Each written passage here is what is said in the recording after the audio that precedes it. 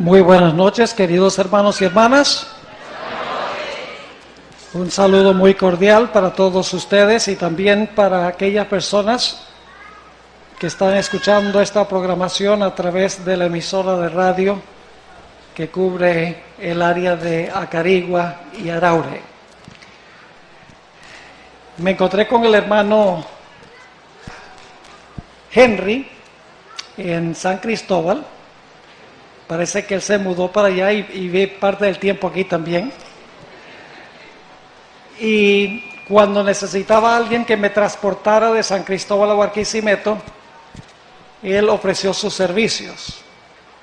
Así que tuvo la bondad de traerme hasta la ciudad de Barquisimeto. Y mientras veníamos, le mencioné que me gustaría visitar la iglesia de Apartaderos, porque hace unos 10 años trajimos un grupo, posiblemente algunos se acuerden, de cerca de 50 personas de los Estados Unidos para construir esa iglesia, hacer una campaña evangelística aquí en Acarigua y también a tener clase bíblica de niños, al igual que algunos médicos que vinieron con nosotros para ofrecer atención médica. Y siempre había querido volver a Apartaderos para ver cómo quedó la iglesia, porque nosotros hicimos lo básico, pero quedó inconclusa. Y esta tarde tuvimos el privilegio de visitar la iglesia de Apartaderos y había muchísima gente ahí, estaba completamente llena la iglesia a las 3:30 de la tarde. Fue una experiencia hermosa. Y entonces el hermano Henry, ustedes saben que él no es muy diplomático, para los que lo conocen, me torció el brazo a quebrar y me dijo: pastor, ya que va a estar por acá, ¿por qué no predica en la iglesia central de Acarigua también? Y bueno, le dije que sí. Tengo familia en Acarigua, familia por herencia. Un hermano de mi esposa vive aquí, el hermano, ustedes lo conocen como Nehemías Becerra. Nosotros lo conocemos como Juan Becerra. Creo que fue miembro de esta iglesia, o no sé si será, pero por lo menos fue miembro de esta iglesia. Así que me siento más o menos un poquito en casa. Quiero agradecerle al pastor por prestarme el púlpito aquí de la iglesia central. Y espero que lo que estudiemos esta noche sea una gran bendición para nuestra vida espiritual, para afianzarnos y fortalecernos en la fe. Antes de abrir la palabra del Señor, queremos pedir su bendición especial, así que les invito a que junto conmigo inclinen sus rostros con reverencia y vamos a elevar una oración al Señor. Nuestro Padre, nuestro Dios, gracias te damos por el privilegio de reunirnos en tu casa. Aunque no es miércoles, noche de culto, en realidad todas las noches son de culto. Y te damos gracias porque tú has prometido estar en nuestro medio. Reclamamos, Señor, esa promesa en esta noche. Pedimos que bendigas a los que estamos aquí reunidos y bendigas también a los que están viendo por internet y los que están viendo la programación en el otro salón. Te rogamos, Señor, que nos des una abundante bendición. Y gracias te damos por escuchar nuestra oración, porque te lo pedimos en el nombre de Jesús. Amén. Yo llevo trabajando en la iglesia adventista aproximadamente unos 35 años, en diferentes responsabilidades. He sido pastor de iglesia, he sido director departamental de jóvenes y conquistadores, he sido profesor de teología en nuestra institución en Medellín y en el presente pastoreo una iglesia bastante grande en el estado de California. Quiero decirles que en toda mi trayectoria ministerial nunca he visto tanta confusión teológica en la iglesia como hoy en día. Hay tantas ideas divergentes volando por allí que es difícil mantenerse al día en cuanto a todo lo que está pasando. Parece que se están dudando de todas las doctrinas cardinales de la iglesia adventista. En esta noche yo quiero hablarles de una de esas doctrinas, en especial, que ha sido cuestionada no solo dentro de la iglesia adventista, sino también en el mundo cristiano en general. Y quiero comenzar leyendo una serie de versículos de la Biblia que nos hablan sobre la importancia de tener supremo cuidado al estudiar las profecías de la Biblia. Así que les invito a que busquen en sus Biblias conmigo en 2 de Pedro, el capítulo 1, y voy a empezar la lectura en el versículo 16. 2 de Pedro, el capítulo 1 y el versículo 16, y entonces vamos a leer del versículo 16 al 19, y entonces saltamos a los versículos 20 y 21. Dice aquí lo siguiente, versículo 16. Porque no os hemos dado a conocer la potencia y la venida de nuestro Señor Jesucristo, siguiendo fábulas por arte compuestas.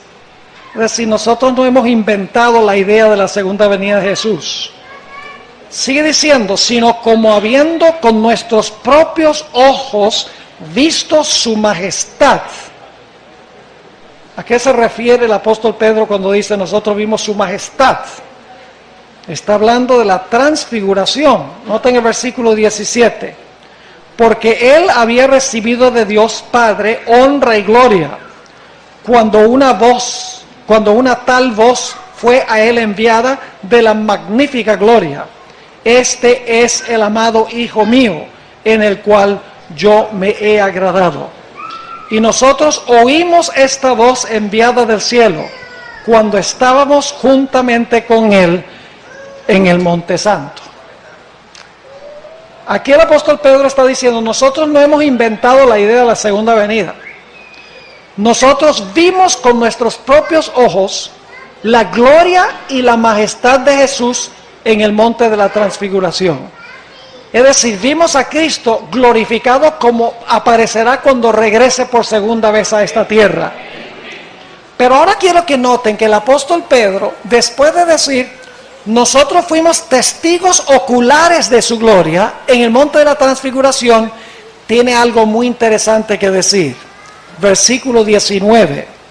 Dice, tenemos también, esa palabra es importante, tenemos también, ¿qué es lo primero que tenía? Habían visto.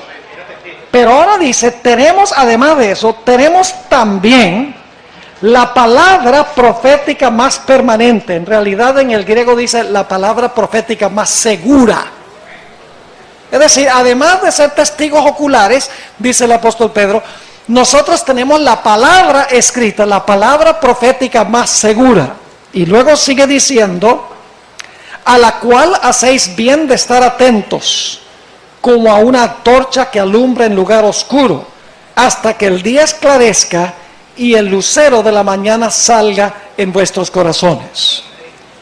Y luego después de decir, nosotros fuimos testigos oculares de su gloria, y además de eso tenemos la palabra profética más segura, luego el apóstol Pedro da una advertencia en cuanto al estudio de las profecías. Noten lo que dice en el versículo 20.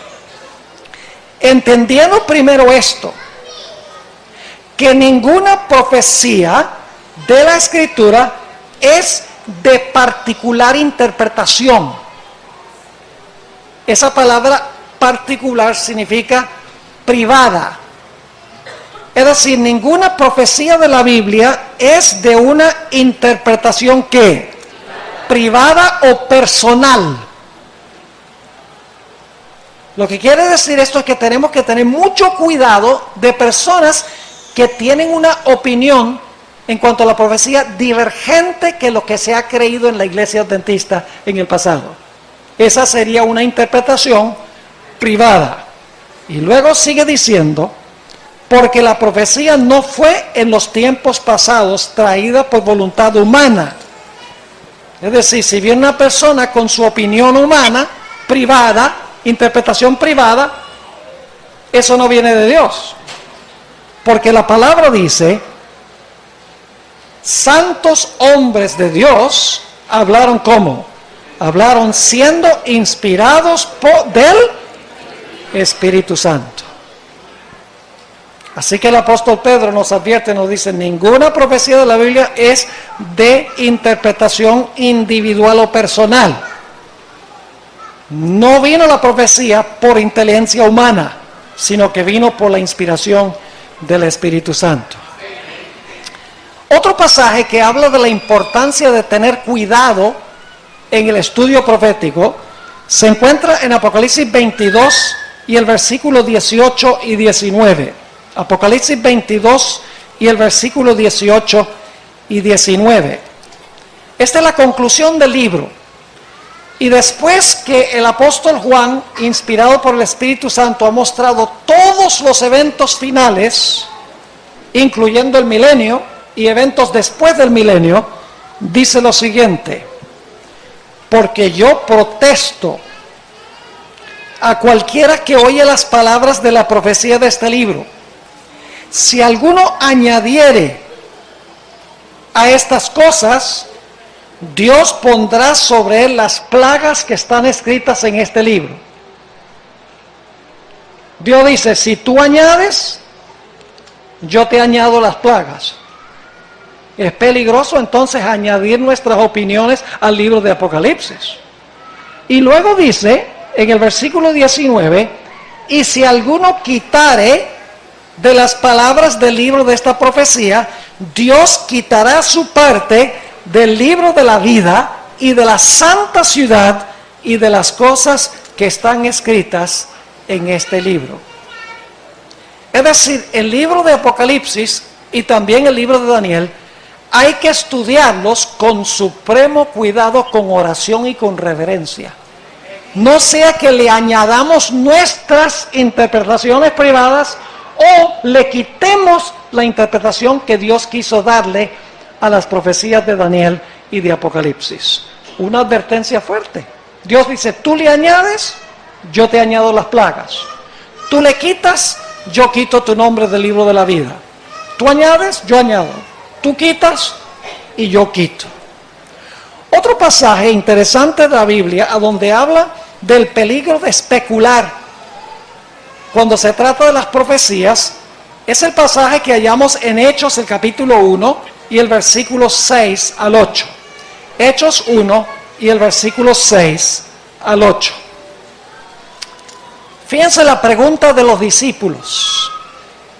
Dice aquí, entonces los que se habían juntado le preguntaron, diciendo, Señor, ¿restituirás el reino a Israel en este tiempo?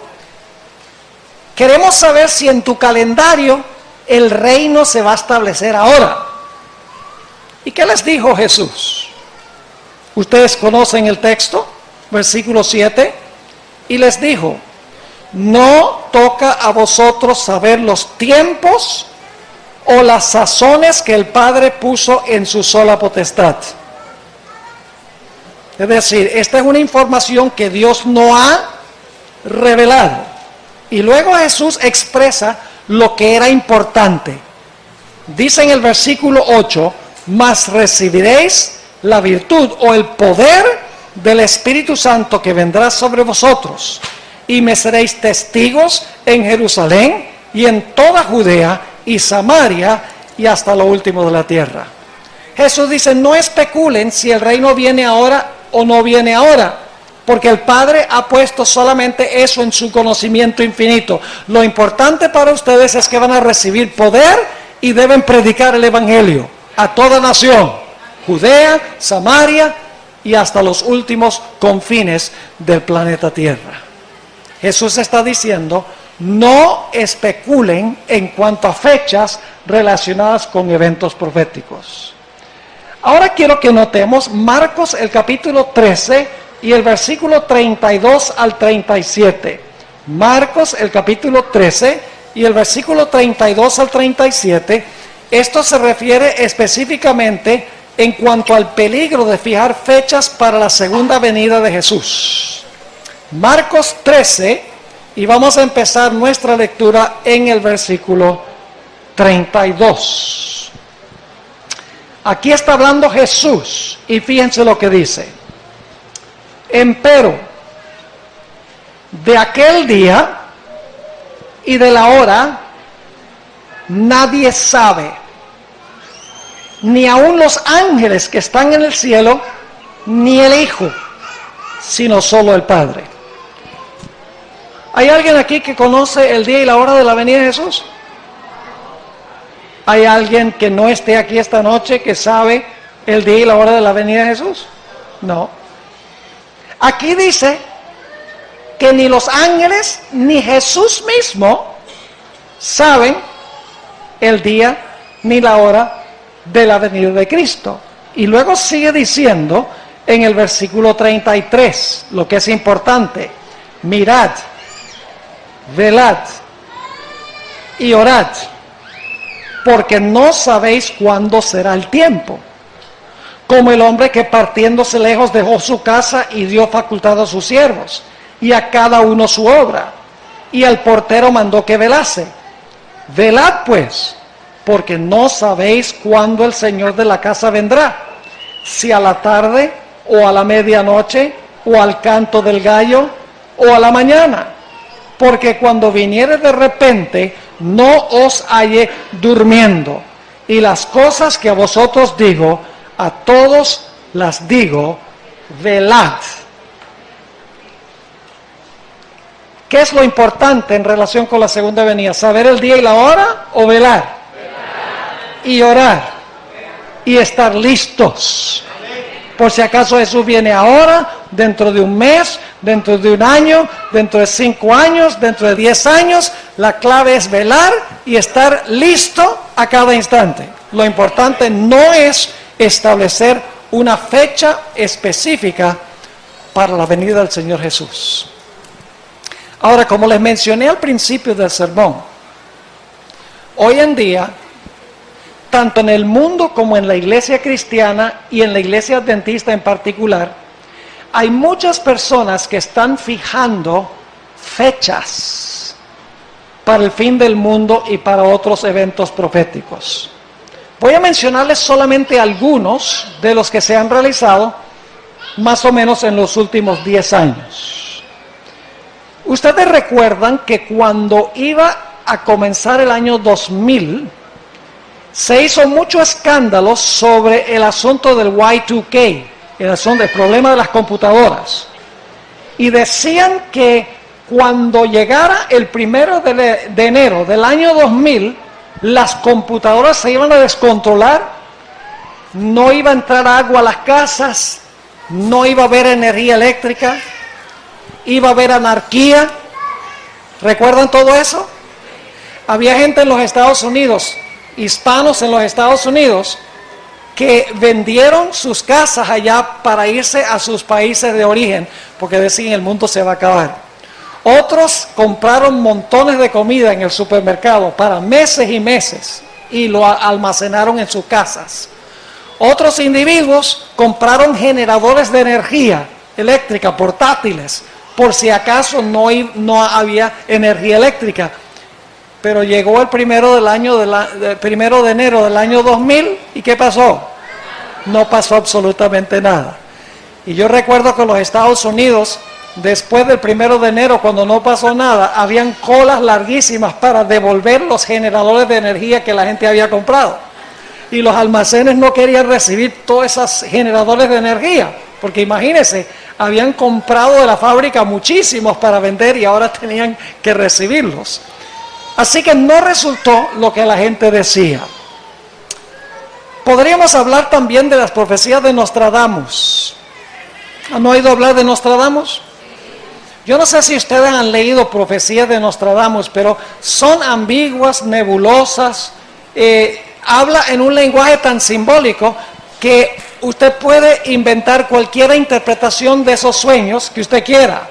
Y sin embargo, profecías tan exactas como Daniel 2, a donde habla de Babilonia, Medo-Persia, Grecia, Roma, que Roma se iba a dividir en 10 reinos, escrito centenares de años antes que ocurriera, la gente no quiere creer eso. pero la gente lee a Nostradamus y cree que consigue mensajes crípticos, mensajes secretos, aun cuando todo depende de la interpretación de la persona que lee las profecías de Nostradamus.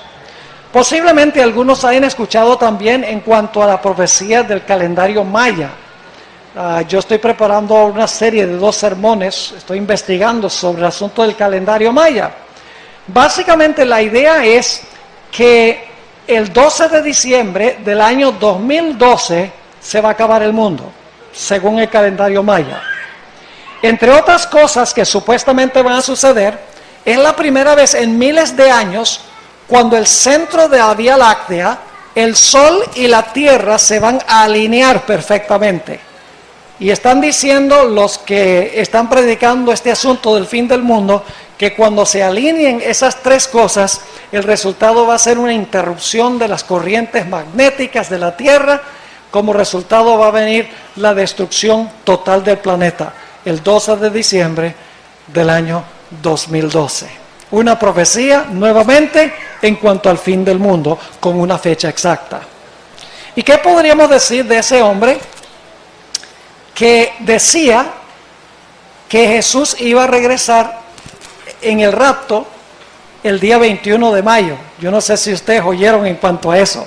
El señor Harold Camping, un hombre supremamente viejo, que tiene cerca de 90, bueno, ahora tiene 90 años, donde él decía que el 21 de mayo de este año iba a venir Jesús a esta tierra y iba a llevar al cielo 200 millones de personas en el rapto, es decir, en la segunda venida. Y al mismo tiempo iba a acabar con todos los seres humanos que estaban vivos sobre la tierra. Y entonces el día 21 de octubre, entonces Jesús iba a regresar ya para destruir el planeta, para quemarlo completamente y para hacer una tierra nueva y un cielo nuevo. Ahora, después que pasó la fecha, él dijo, bueno, el Señor sí vino en juicio, pero no era un juicio literal, sino que era un juicio invisible, era un juicio simbólico. Y eso es lo que hace esta clase de gente. Lo que hace cuando le falla la fecha, o ponen otra fecha, o dicen, bueno, sí pasó algo, pero era algo simbólico, era algo espiritual. Así que él ahora está diciendo todavía que el mundo va a ser destruido literalmente el día 21 de octubre de este año. Yo no sé en realidad cómo la gente puede creer lo que este individuo decía, porque les voy a explicar la inconsistencia de su método de interpretación. Por ejemplo, él dice que cada uno de los días que pasó Noé en el arca representa 1000 años.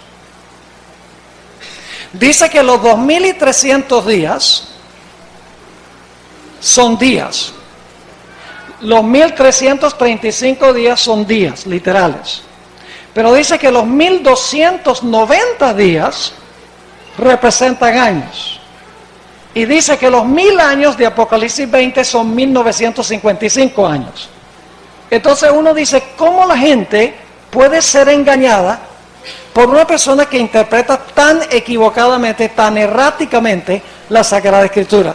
Y sin embargo, miles de personas estaban yendo a diferentes partes del mundo, gastando sus fortunas para sacar propaganda y para comprar avisos a lo largo de las carreteras para avisarle al mundo de que el fin venía el día 21 de mayo del año 2011. Obviamente no sucedió.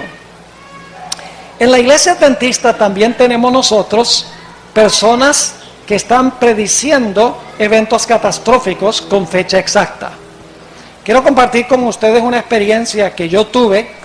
Posiblemente algunos la escucharon porque conté esta experiencia en San Cristóbal, donde tuve una serie de reuniones la semana pasada.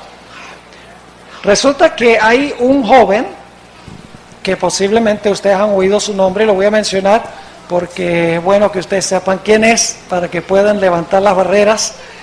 Su nombre es Cristian Silva. Es un joven argentino que en el año 2008, en febrero del año 2008, vino a mi oficina. Vino primero a la iglesia que yo pastoreo en California, porque él vivía en San José, California en ese tiempo, y me dijo, pastor, yo necesito hablar con usted. Venía con otro joven. Y yo le dije, bueno, yo estoy dispuesto de hablar con ustedes. El único problema es que estoy saludando a la gente que va llegando a la iglesia y por lo tanto no lo puedo atender ahora. Pero después del culto, si ustedes quieren quedarse un rato, yo podemos charlar en la oficina. Él me dijo, está bien. Prediqué mi sermón. Después que prediqué, fui a la oficina. Ellos se sentaron allí.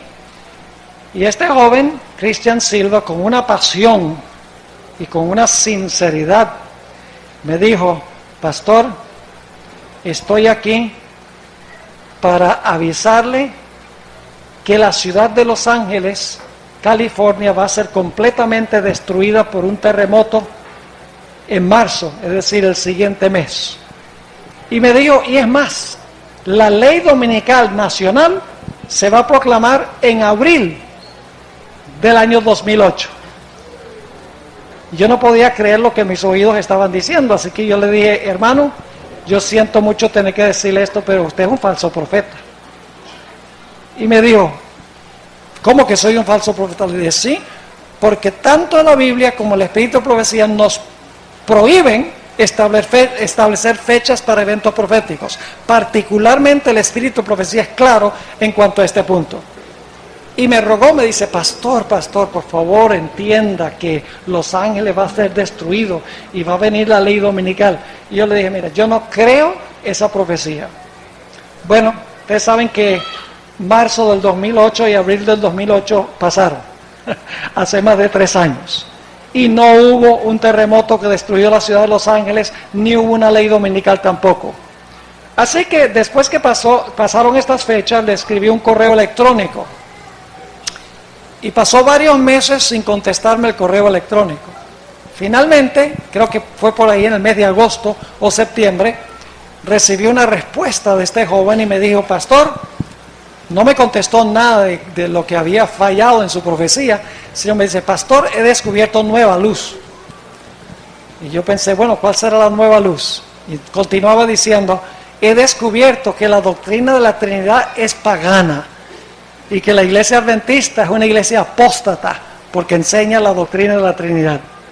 Así que yo le envié otro correo electrónico, le dije, te fuiste por el ramal del terremoto en Los Ángeles, luego te fuiste por el ramal de la ley dominical, ahora me está diciendo que no crees en la doctrina de la Trinidad. ¿Qué vendrá de próximo? Pues ¿saben lo que viene de próximo? Ahora este joven está diciendo que el Señor Jesucristo va a venir por segunda vez el 15 de octubre de este año. Así que tiene muy poco tiempo para prepararse.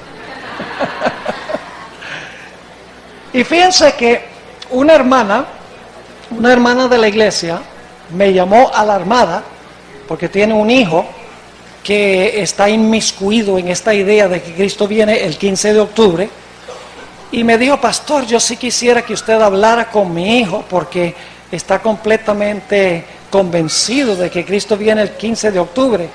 Y como yo la conozco bien, no tengo mucho tiempo de hacer favores de esa clase porque son miles de personas que me mandan correos electrónicos, pero le dije, cómo no, yo lo voy a llamar y voy a hablar con él. Lo llamé y con la misma pasión de Christian Silva me dijo, pastor, por favor escúcheme. El Señor Jesús viene el 15 de octubre y yo voy a estar en el cielo el 16 de octubre. Yo quiero que usted esté conmigo allá en el cielo el 16 de octubre. Y yo traté de persuadirlo, le dije, hermano, el Señor Jesucristo no va a venir el día 15 de octubre. Hay muchas cosas proféticamente que aún tienen que ocurrir. Le dije, no va a suceder.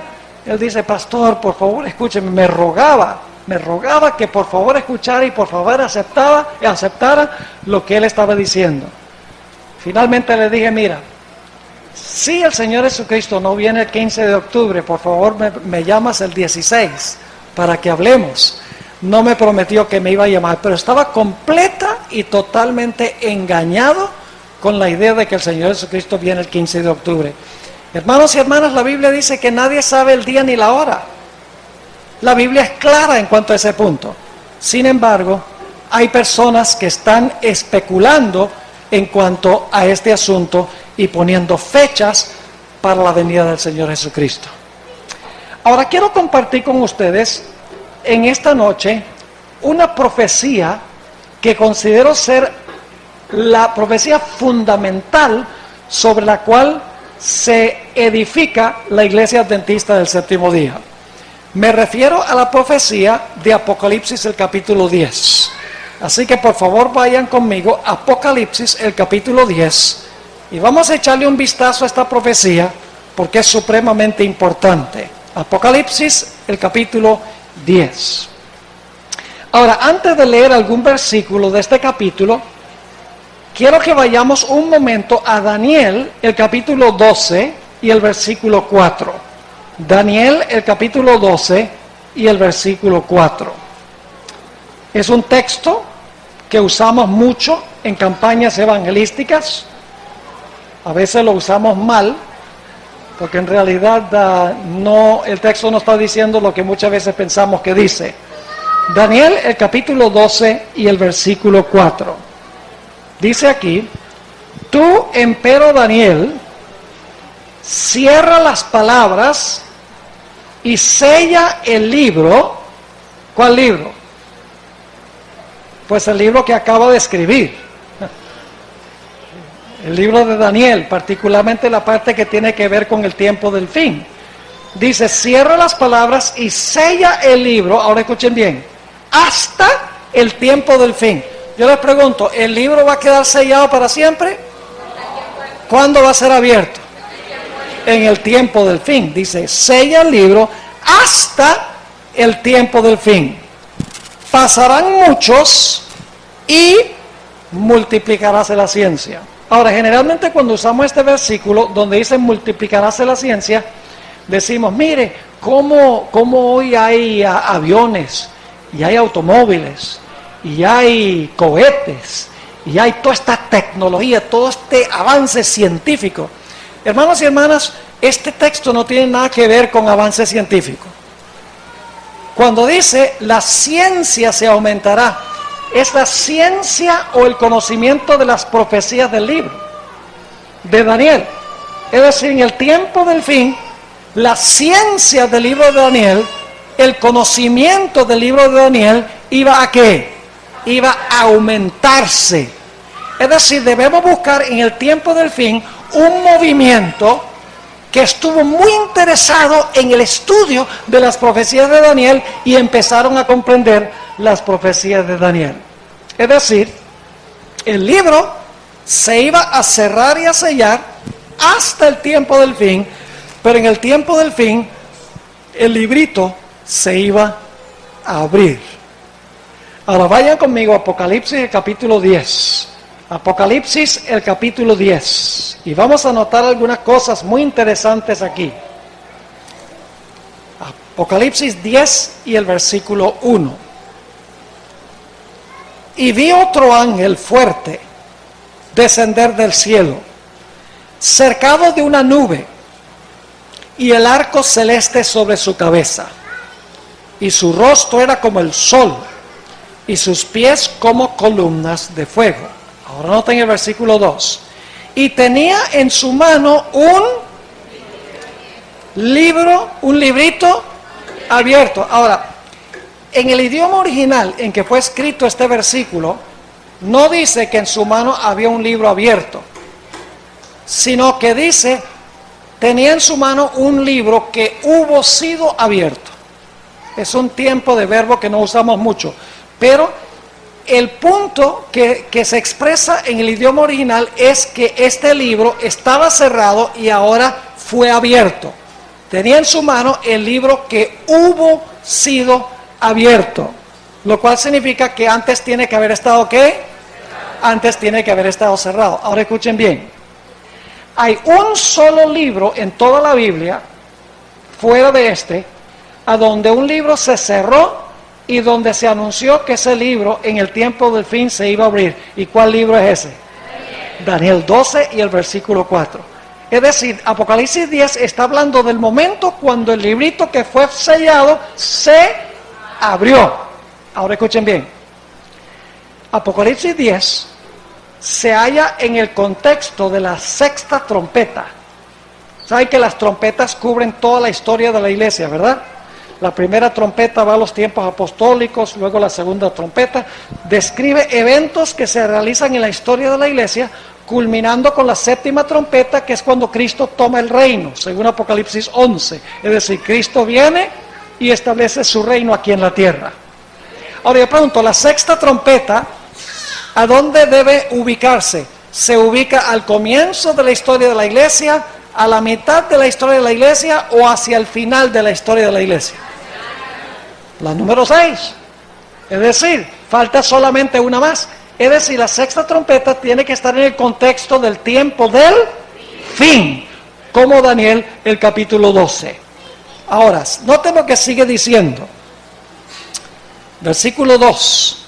Y tenía en su mano un librito abierto, uno que hubo sido abierto, y puso su pie derecho sobre el mar y el izquierdo sobre la tierra, que significa que su mensaje es de extensión mundial, tierra y mar. Versículo 3, y clamó con grande voz, como cuando un león ruge. Cuando hubo clamado 7 truenos, hablaron sus voces. Cuando los 7 truenos hubieron hablado sus voces, yo iba a escribir. Y oí una voz del cielo que me decía, sella las cosas que los 7 truenos han hablado y no los escribas. Versículo 5, y el ángel que vi estar sobre el mar y sobre la tierra, levantó su mano al cielo. Y ahora el ángel va a decir algo muy interesante. Dice en el versículo 6, y juró por el que vive para siempre jamás, que ha creado el cielo y las cosas que están en él, y la tierra y las cosas que están en ella, y el mar y las cosas que están en él. Y ahora escuchen lo que dice. ¿Qué dice el ángel? Con un juramento en el nombre del Creador, dice el ¿qué? El tiempo no será más. Entonces algunos dicen, eso se refiere al fin del mundo, cuando el tiempo no será más. ¿Saben que no? Le voy a comprobar de 2 maneras que cuando dice el tiempo no será más, no se refiere a tiempo cronológico, al fin del tiempo, sino que está hablando del fin de los tiempos proféticos. Es decir, no va a haber más profecías de tiempo. Y usted dice, ¿cómo sabe eso? Razón número 1. El ángel dice esto durante el periodo de la sexta trompeta. ¿Cuándo es que llega el momento de la segunda venida de Jesús cuando se acaba el tiempo? En la séptima trompeta es que Cristo viene para tomar el reino. Esto está pasando ¿en cuál trompeta? En la sexta trompeta, así que no puede ser el fin del tiempo, porque el fin del tiempo es en la séptima trompeta, no en la sexta. Tiene que ser el fin de otra clase de tiempo. Una segunda razón, y esta es más contundente todavía, es que después que a Juan se le dice que coma el libro, y en un momento vamos a hablar de eso, que coma el libro dulce en la boca y amargo en el vientre, se le dice a Juan en el versículo 11, y él me dice, necesario es que otra vez que profetices a muchos pueblos y gentes y lenguas y reyes. Ahora, si cuando el ángel dice el tiempo no será más, se refiere al fin del mundo, ¿de qué valdría que Dios le dijera a Juan que profetizara de nuevo? ¿Me están entendiendo? De nada hubiera servido. Por estas 2 razones, porque es la sexta trompeta y el fin no viene del tiempo, no viene sino hasta la séptima. Y la segunda razón que hemos visto, y es que el ángel dice que el tiempo no será más, y luego le dice a Juan, profetiza de nuevo. Esto indica que el fin del tiempo que menciona el ángel no es el fin del mundo, sino es el fin de otra clase de tiempo. ¿De qué clase de tiempo? El fin de los tiempos proféticos. Yo pregunto, ¿la Biblia tiene profecías de tiempo? 1260, 1290, 1335, 2300 días. ¿Saben que en la iglesia adventista hay personas que están aplicando estos periodos de tiempo al futuro? En la iglesia adventista están tratando de mostrar cuándo va a ser la ley dominical, nacional, y cuándo va a ser la universal, y cuándo va a empezar el tiempo de angustia, usando estas profecías de tiempo. pero Apocalipsis 10 dice claramente que el tiempo no será más, no habrá más profecías de tiempo, punto final.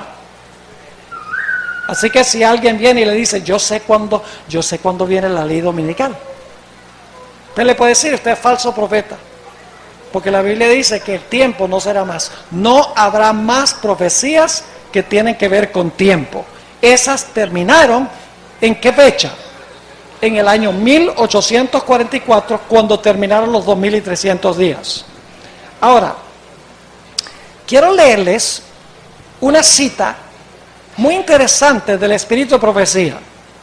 Para los que me están escuchando, que no son adventistas del séptimo día, ustedes van a escuchar por allí que la iglesia adventista cada rato establece fechas para la venida de Jesús. Quiero decirles con absoluta certeza, la iglesia adventista nunca ha fijado una fecha para la segunda venida de Jesús. Nunca. Y ustedes dicen, ¿y 1844? Escuchen bien, en 1844 no había iglesia adventista del séptimo día. La iglesia adventista del séptimo día surge en 1860, 16 años después de lo que se conoce como el Gran Chasco. Ahora, nosotros creemos que en 1844 sucedió un evento muy importante, no me entiendan mal. Nosotros creemos que Guillermo Miller y los que estaban predicando entendieron mal el evento que se iba a realizar, pero estaban correctos en lo que respecta a tiempo. Y cuando el ángel dice que el tiempo no será más, está diciendo que cuando terminan los 2300 días, que es la profecía más larga de la Biblia, después de eso no hay más profecías que tienen que ver con tiempo. Punto final. Ahora, fíjense lo que dice Elena White sobre este asunto. ¿Saben que Elena White tampoco nunca ha fijado una fecha? Jamás. Es más, ella advierte constantemente en contra de fijar fechas. Le voy a leer algunas de esas citas. Aquí hay una. Nuestra posición ha sido la de esperar y velar sin que se haga ninguna proclamación de tiempo que deba transcurrir entre el cierre de los tiempos proféticos en 1844 y el tiempo de la venida de nuestro Señor. Dice, esperar y velar sin ninguna proclamación de tiempo entre cuando terminaron los tiempos proféticos, 1844, y la venida de nuestro Señor. Aquí hay otra. Siempre habrá en la iglesia, ¿dónde? No en el mundo, en la iglesia. Siempre habrá en la iglesia movimientos espurios y fanáticos, realizados por personas que pretenden ser guiadas por Dios, por aquellos que correrán antes de ser enviados y que establecerán fechas para el cumplimiento de profecías que están aún por cumplirse. ¿Qué es lo que van a hacer? Establecer fechas ¿para qué? Para el cumplimiento de profecías que están aún por cumplirse. Luego dice ella, el enemigo se deleita con este proceder, porque sus repetidos fracasos y su desviación de la atención hacia puntos falsos provoca confusión e incredulidad.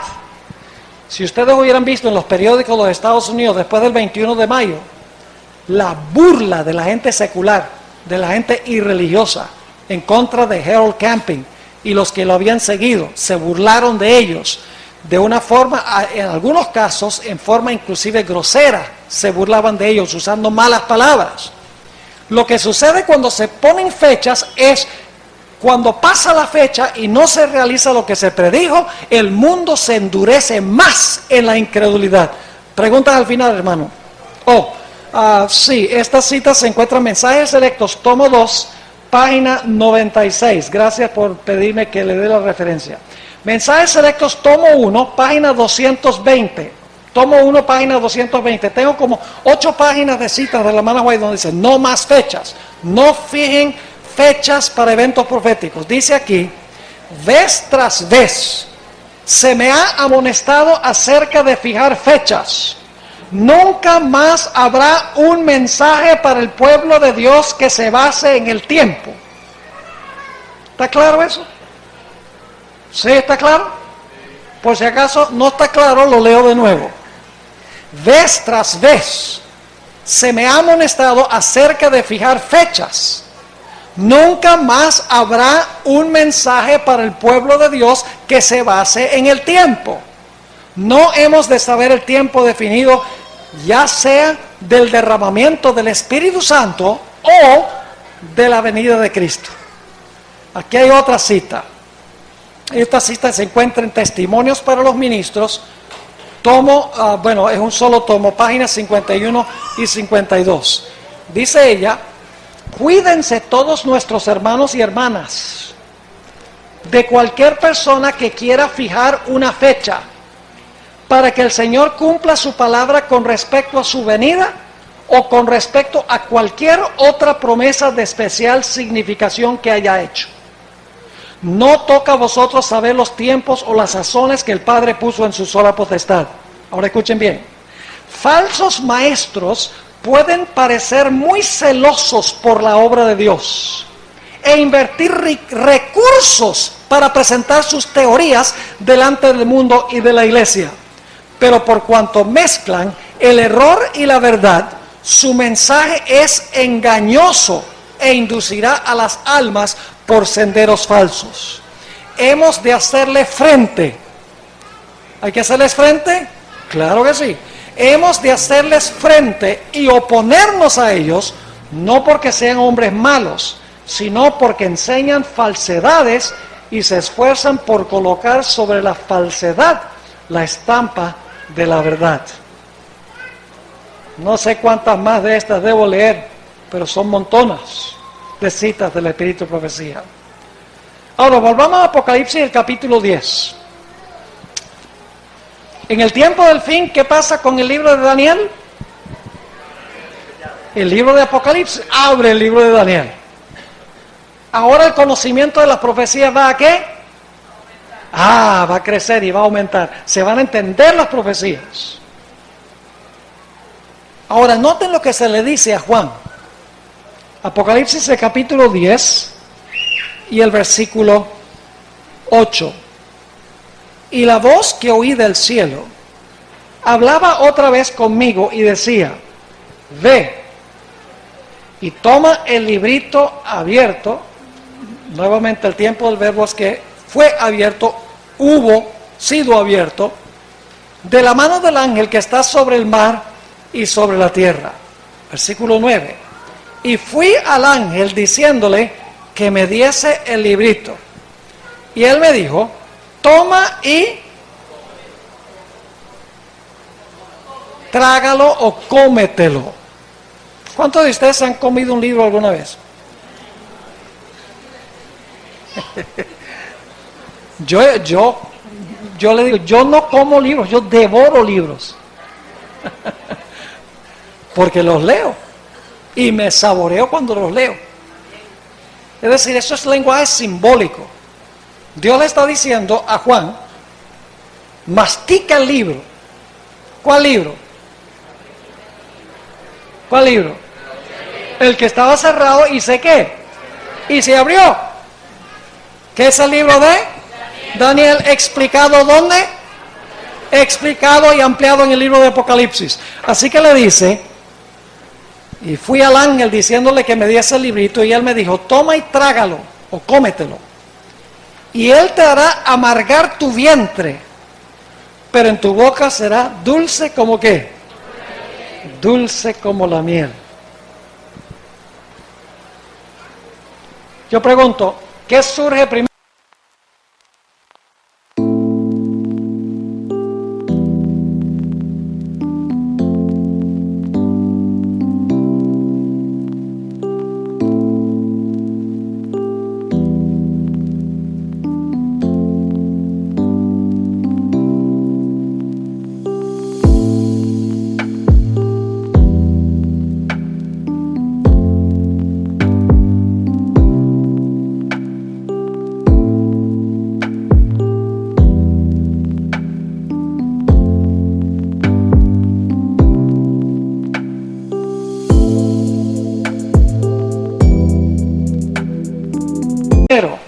¿La dulzura en la boca y luego la amargura en el vientre, o la amargura en el vientre primero y luego la dulzura en la boca?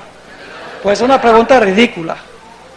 Porque si no ha comido el librito y se lo ha tragado, pues no le va a amargar el vientre. Es decir, primero se come el libro, que significa que está asimilando ¿qué cosa? El mensaje, particularmente la parte que tiene que ver con los 2300 días. Se come el mensaje.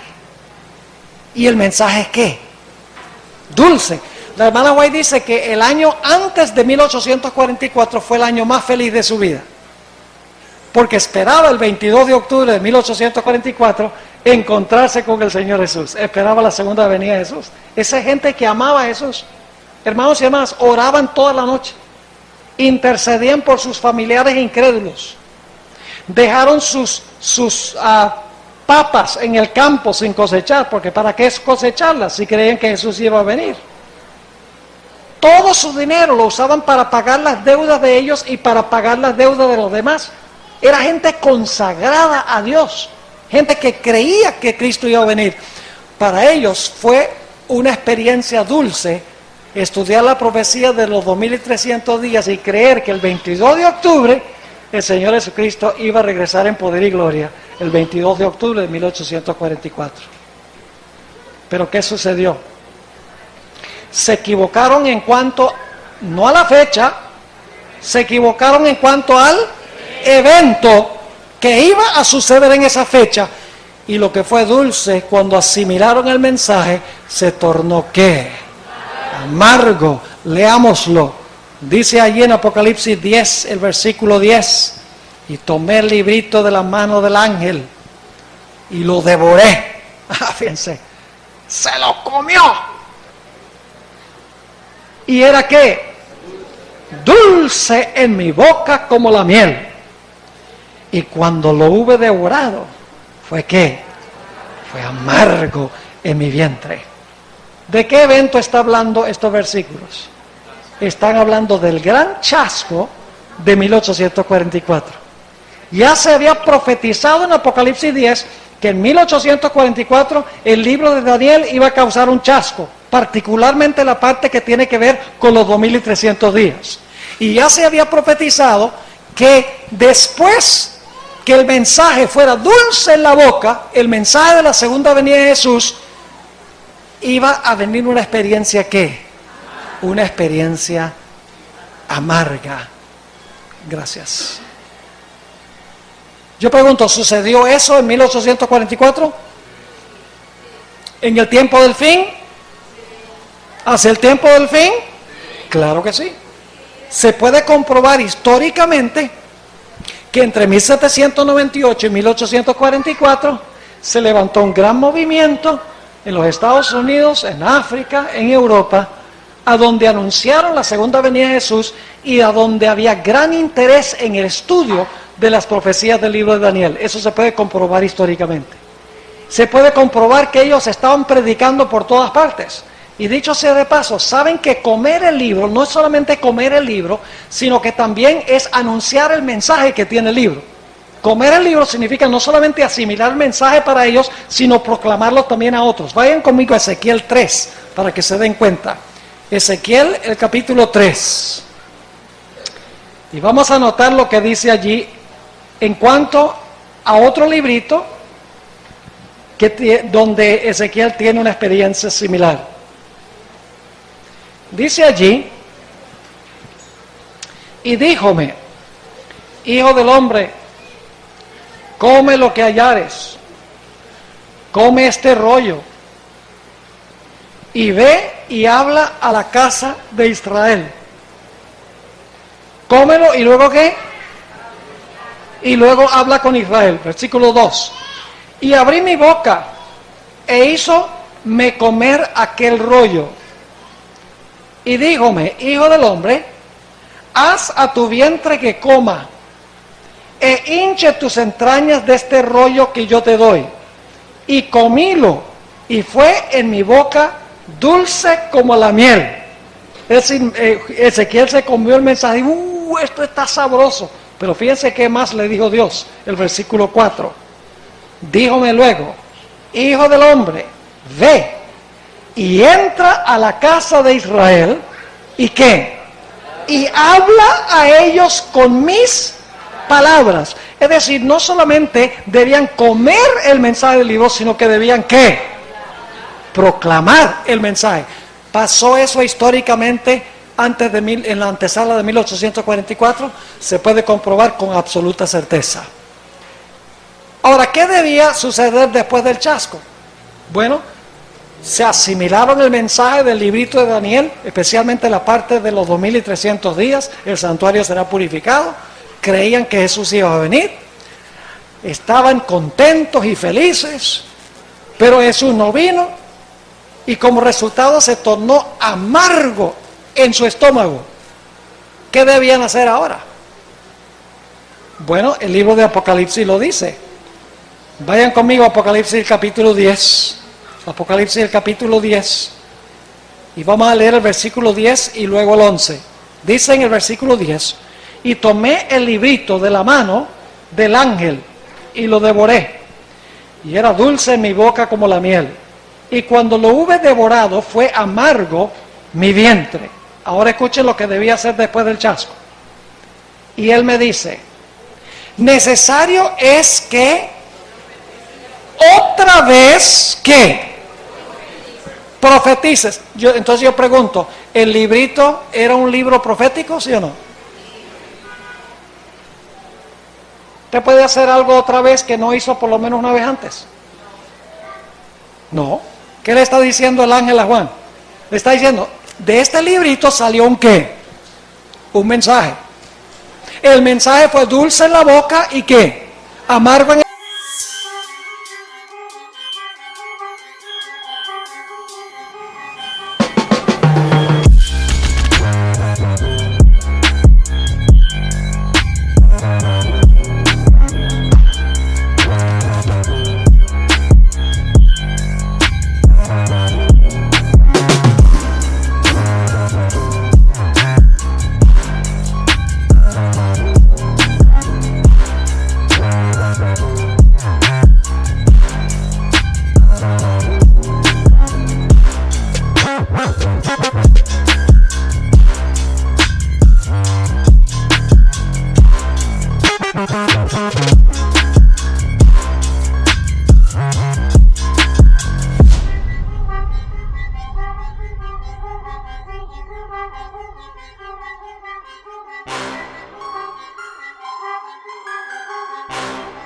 el vientre, y después que es amargo en el vientre, el ángel le dice, es necesario que ¿qué? Es necesario que vayas y profetices otra vez, que nuevamente prediques el mensaje que se encuentra ¿dónde? Que se encuentra en el librito, pero ahora entendiendo lo que el librito quería decir. ¿Están conmigo? Ahora, fíjense lo que dice Apocalipsis 11 y el versículo 1. Apocalipsis 11:1. No solamente nos dice que Juan debía profetizar de nuevo, representando al pueblo de Dios, sino que nos dice cuál era el mensaje especial que se debía dar. Apocalipsis 11:1. Y dicho sea de paso, el versículo 1 en realidad pertenece al capítulo 10. Solamente les voy a mencionar esto. En Apocalipsis a veces se dividen los capítulos a donde no es. Y usted dice, ay pastor, entonces usted está tratando de cambiar la inspiración. No, los capítulos no fueron dados por los escritores originales de la Biblia. Fueron añadidos después para que nosotros pudiéramos encontrar más fácil los versículos. Y en el proceso, algunas veces se equivocaron en el lugar a donde dividieron el capítulo. Y este es un lugar. El capítulo 11:1 en realidad pertenece al capítulo 10. Porque dice sobre qué hay que profetizar de nuevo. Fíjense lo que dice el versículo 1. Y me fue dada una caña semejante a una vara. ¿Es una vara para qué? Para medir. ¿Y qué significa eso, una vara para medir? Bueno, vamos un momentico, guarden su lugar allí y vamos al libro de Mateo, el capítulo 7. Mateo, el capítulo 7. Y vamos a ver qué significa esto de medir con la vara. Dice allí, en el Sermón del Monte, dice, no juzguéis, para que no seáis ¿qué? Juzgados. Porque con el juicio con que juzgáis, seréis juzgados. Y ahora escuchen bien. Y con la medida con que medís, os volverán ¿a qué? A medir. Entonces, ¿qué significa medir? Juzgar. Juzgar. Ahora volvemos a Apocalipsis, el capítulo 10. Y fíjense lo que dice capítulo 10 y el versículo 1. Y me fue dada una caña semejante a una vara, y se me dijo: levántate. ¿Y qué? Y mide el templo de Dios y el altar y a los que ¿qué? A los que adoran en él. En otras palabras, ¿cuál es el mensaje? Es el mensaje de medir. ¿Y qué es medir? Juzgar. ¿Había un mensaje de juicio después del chasco? ¿Debía ir a toda nación, tribu, lengua y a los reyes de la tierra? Después de una experiencia dulce y una experiencia amarga, cuando se abrió el librito, claro que sí. Todo esto se cumple con absoluta precisión en lo que sucedió en la antesala del año 1844. Ahora, la clave en lo que nosotros estamos estudiando es que cuando el ángel levantó su mano derecha al cielo, juró. Oye, ¿es serio ese asunto? Juró. Por el que vive para siempre jamás, por el Creador, ¿que qué? Que el tiempo no será más. ¿Va a haber más profecías de tiempo? ¿La gente puede decir cuándo va a ser la ley dominical? ¿La gente va a poder decir cuándo va a ser un terremoto? ¿La gente va a poder decir cuándo viene el tiempo de angustia? ¿La gente va a poder decir cuándo Dios va a librar a su pueblo? No. No hay ninguna profecía más que se pueda dar que esté conectada con tiempo. Porque el ángel dijo, el tiempo no será más. Y dicho sea de paso, ese ángel no es más ni menos que Cristo Jesús. Ruge como un león, su rostro es como el rostro del sol, como la brillantez del sol. Este mensajero de Apocalipsis 10 no es más ni menos que Cristo Jesús. Así que si Jesús dice que el tiempo no será más, no hay más tiempos proféticos, entonces nosotros debemos ¿qué? Nosotros debemos escuchar. Ahora quiero decirles una cosa más. Y es que Dios sí ha dado un calendario de los eventos del plan de la salvación que han sido implementados por Jesús. Dios tiene un calendario de eventos. Por ejemplo, yo pregunto, ¿la Biblia dio la fecha específica del bautismo de Jesús? En la profecía de las 70 semanas. Dice que al final de las primeras 69 semanas se iba a ungir al Mesías. Y Jesús fue ungido cuando se bautizó. La Biblia daba la fecha exacta del bautismo de Jesús. Yo pregunto, ¿la Biblia dio la fecha exacta de la muerte de Cristo? Fíjense, no solamente la Biblia daba el año y el mes y el día, sino que la Biblia también daba la hora de la muerte de Cristo.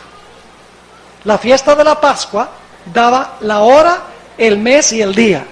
Y la profecía de las 70 semanas daba el año. Porque dice a la mitad de la última semana el Mesías iba a morir, 3 años y medio después de su bautismo. Pero la fiesta de la Pascua decía que el Cordero Pascual se sacrificaba el día 14 del mes de Nisan entre las 2 tardes, es decir, a las 3 de la tarde. Es decir, la Biblia daba precisamente el momento en que Cristo iba a morir, la hora exacta. ¿La Biblia también daba el momento exacto cuando Jesús iba a ser sepultado? Claro que sí, porque la siguiente fiesta comenzaba el día después de la Pascua, que era pan sin levadura. Y el cuerpo de Jesús no tenía la levadura del pecado cuando fue colocado dentro del sepulcro. La siguiente fiesta era la fiesta de las primicias. Y el apóstol Pablo dice que Cristo resucitó las primicias de los que murieron. Y la Biblia decía que el 14 de Nisan era la Pascua, el 15 de Nisan el pan sin levadura, el 16 de Nisan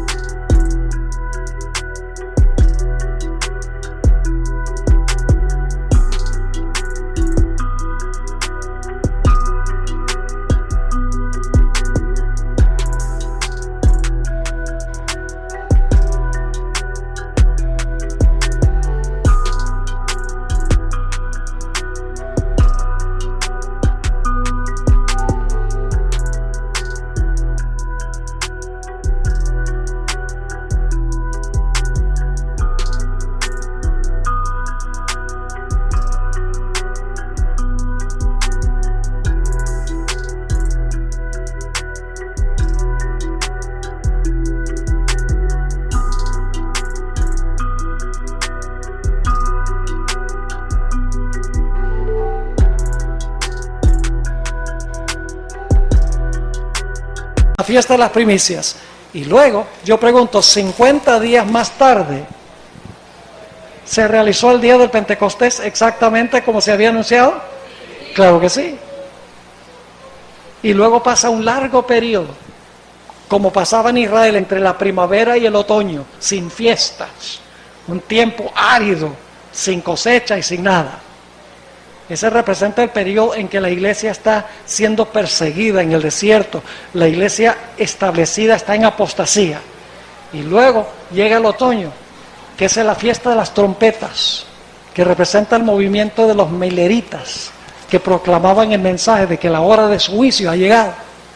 Yo pregunto, ¿el día de expiación comenzó en la fecha exacta en que Dios decía que el día de expiación iba a comenzar?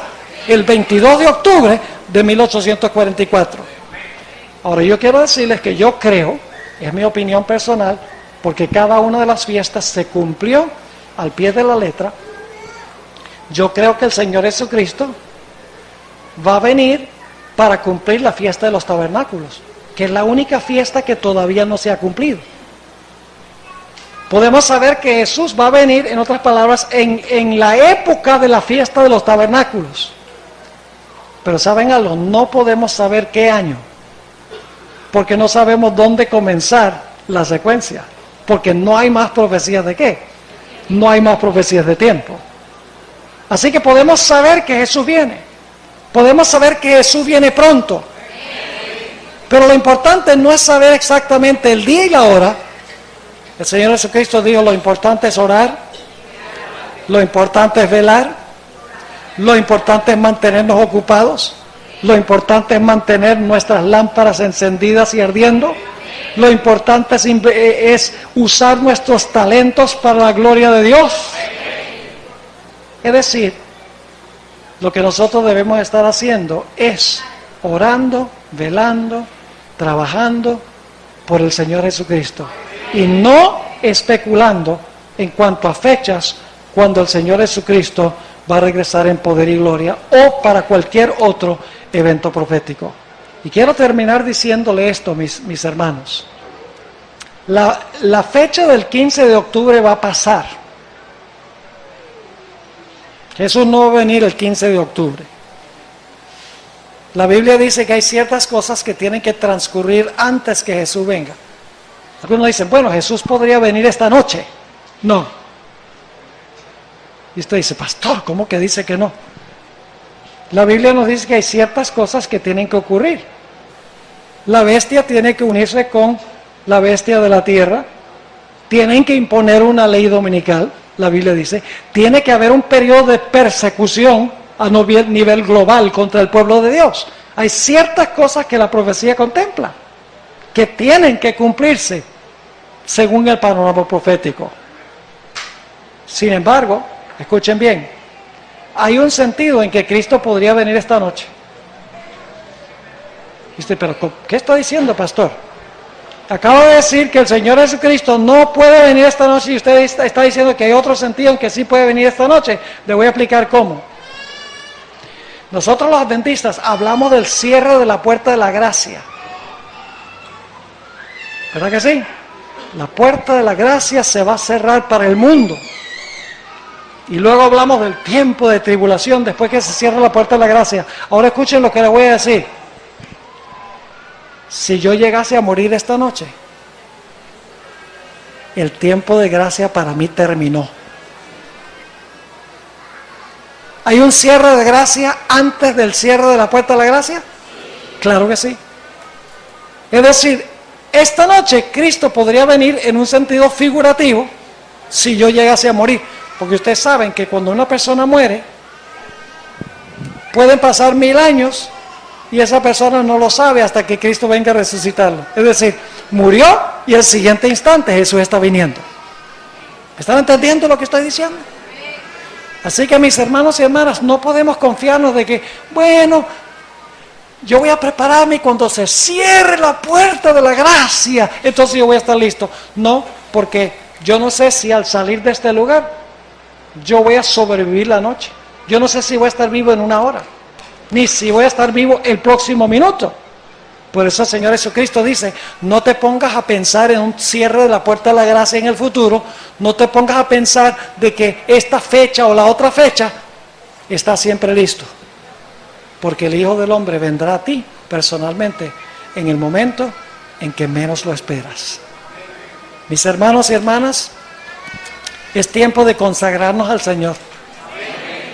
Dedicar todo lo que somos, nuestro tiempo, nuestros talentos, nuestro tesoro, nuestras fuerzas, todo lo que Dios nos ha dado, ponerlo en el altar del sacrificio. ¿Saben por qué no se ha terminado la obra del Señor en esta tierra?